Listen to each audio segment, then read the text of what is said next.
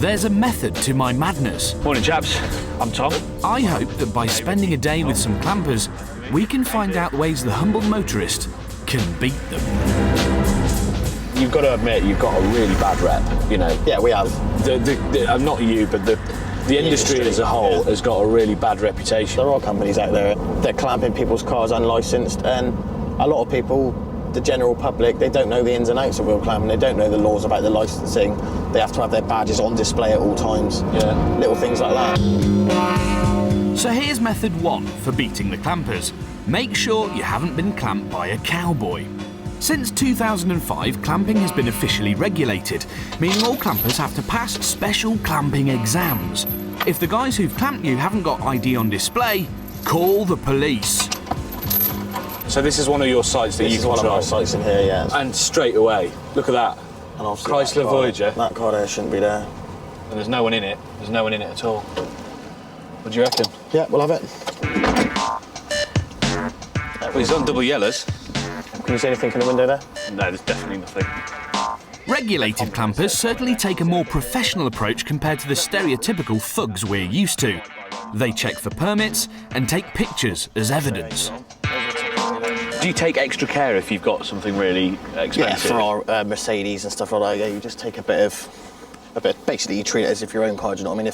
If you had a brand new Ferrari parked here, well, yeah, you should be parked here, but that's not a licence to beat the hell out of their wing. Yeah, or just tyres and stuff, do you know what I mean? They may be carefully applied, but getting them off is rather harder. Method 2 for beating the clampers, if you're willing to risk criminal damage charges, is to get busy with the power tools. Can you use an angle grinder on them? Yeah, disc car, gas axe, oxyacetylene torch. Yeah, I was going to say, if you, unless you don't melt your car in the process.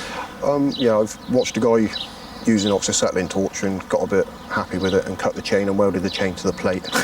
I just welded the clamp on his car for us. Watch somebody jack a car up and take the wishbone and stuff off. Drop all the wishbone, the suspension out of the car, and literally take the clamp off and hand the clamp back to us.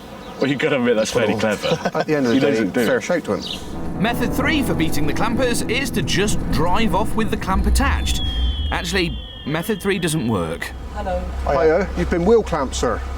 You knew your car was clamped? Yes. And you wanted to drive away with the clamp on? I didn't see this one, but I know. So did you not read this sticker? Yes, I read this sticker. Did you understand the sticker? Yes, I understand. And you still drove off with the clamp on your car?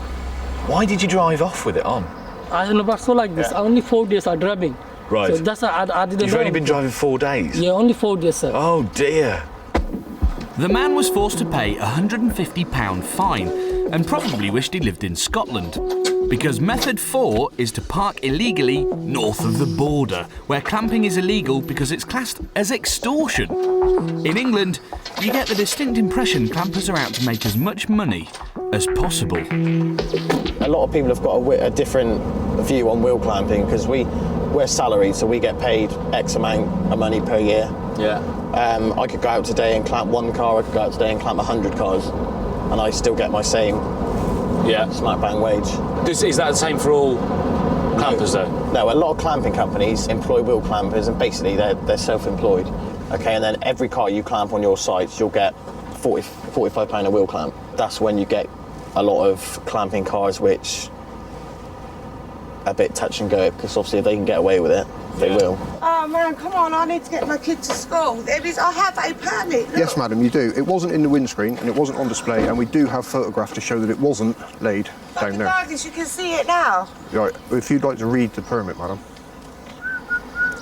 Yeah, but it had fallen out, it had gone into here. Madam, we've got digital photos taken through the side window of your vehicle to show that it is not laid on your dashboard. It had fallen in here.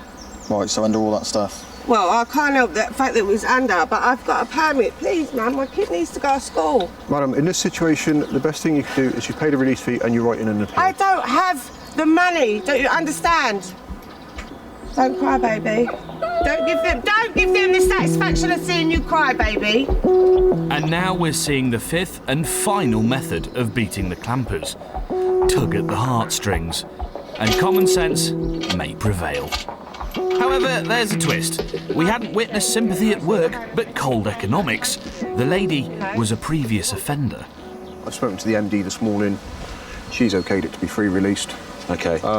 Basically because the last time it took us all day to sort out, and it cost more in man-hour time than the actual clamp release fee was worth.